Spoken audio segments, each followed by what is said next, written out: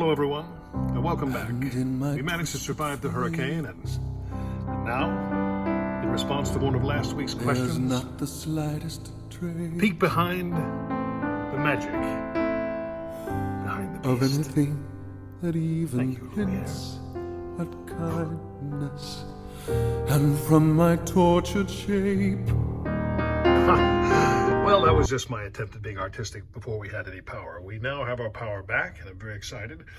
One of the things we're going to discuss are some of the artifacts that I have from my time in Beauty and the Beast. Here's a couple of mugs from the Gaston mug dance, pretty fantastic.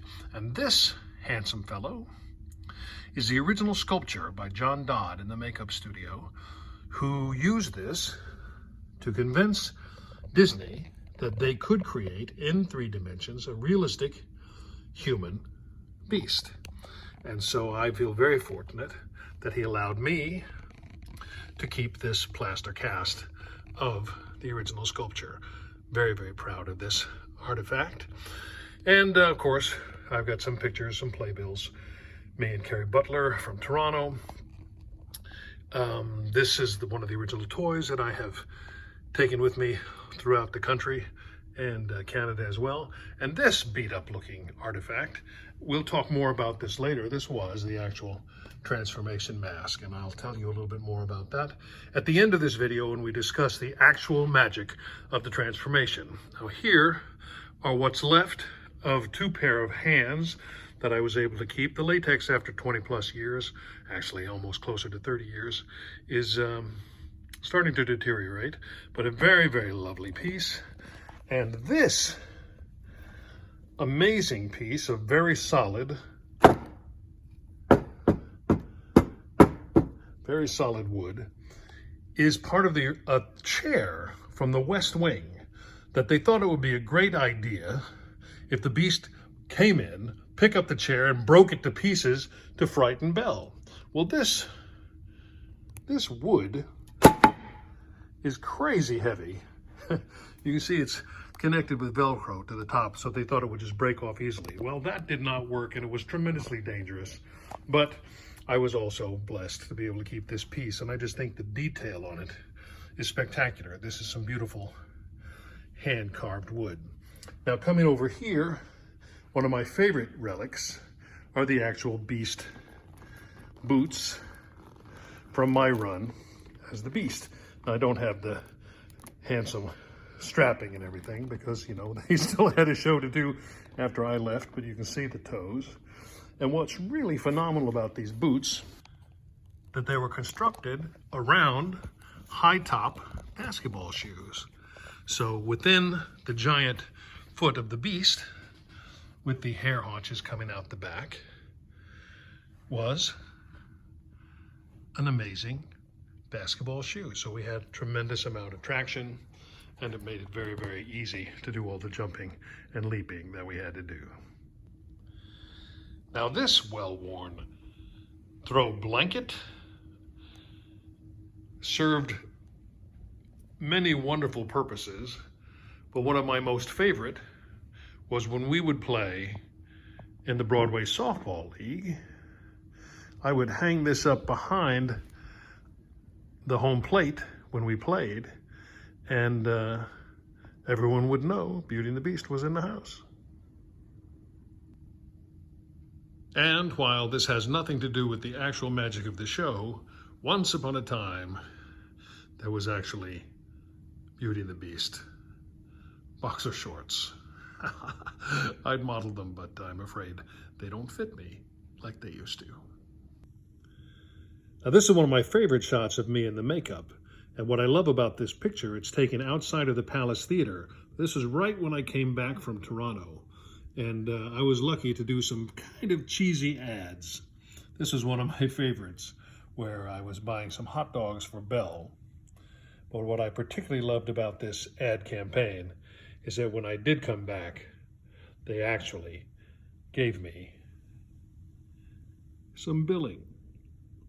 So that was unusual for the Beast, and that was a real honor. So thanks to Team Disney, I was not an anonymous Beast for a little while. And here are a couple of treasures. Atop a box that contains our Beauty and the Beast Christmas ornaments is the statue, or the maquette, of the actual Beast Castle from the film. That's quite the treasure.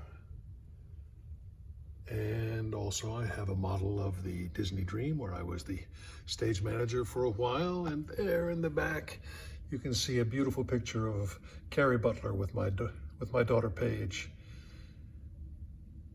backstage right after the finale. Really special time. And here's an interesting treat.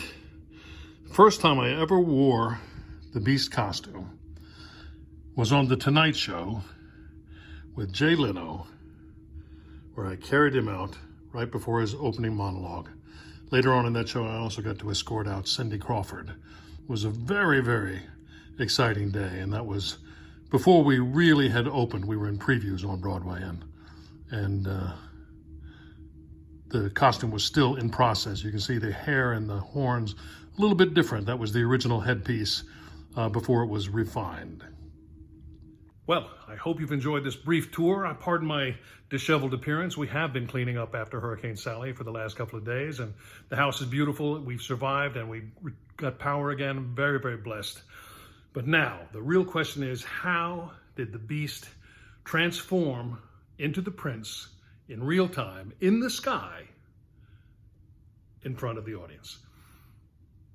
And the real answer is magic, and the magic in this case was designed by a man named Jim Steinmeier, who designed many of the illusions that David Copperfield uses, the flight and things like that. It's a real elaborate rig, and I won't tell you exactly about it, except that it's kind of like a forklift. And the forklift has an arm, the levitation arm that has a hook at the end, like this. And the levitation rig has a receiver like this, and they are put in like this and joined with a cotter pin. Now the levitation rig goes on after the Beast lets Belle go.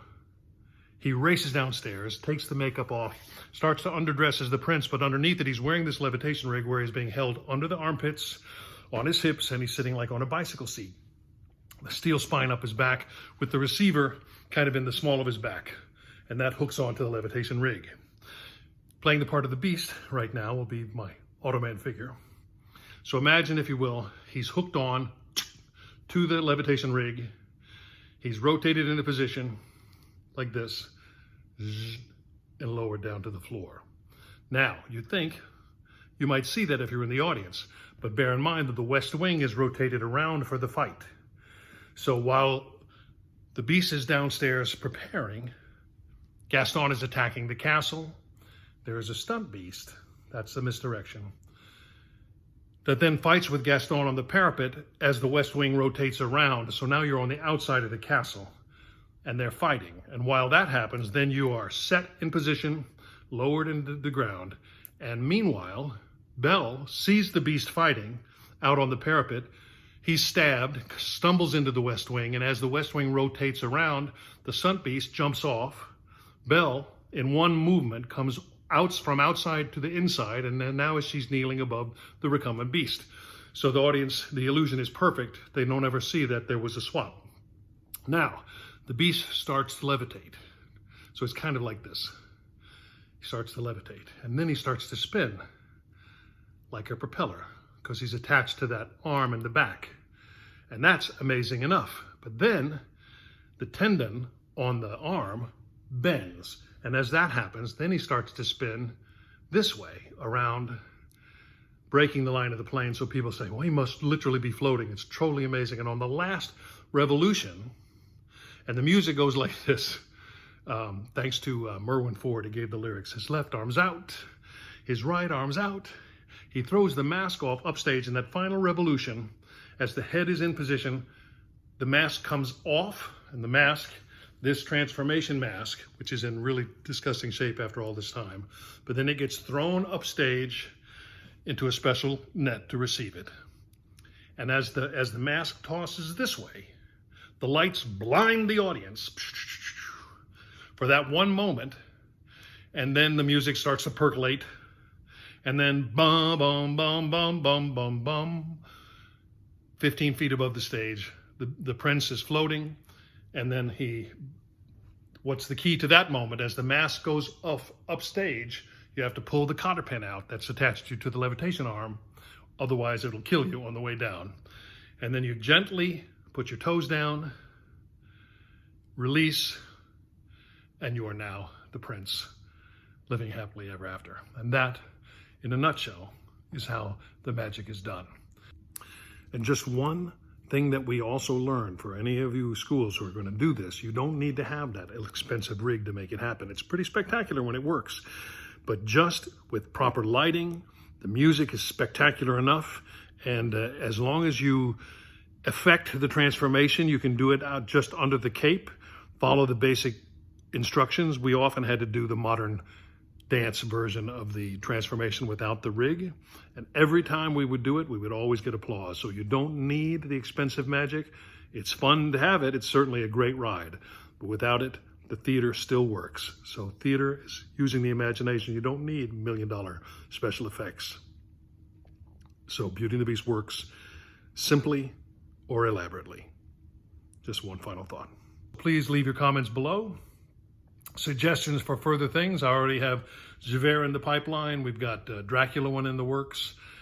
Certainly any other shows that you're interested in that I've done, I'd like to do classes about that as well.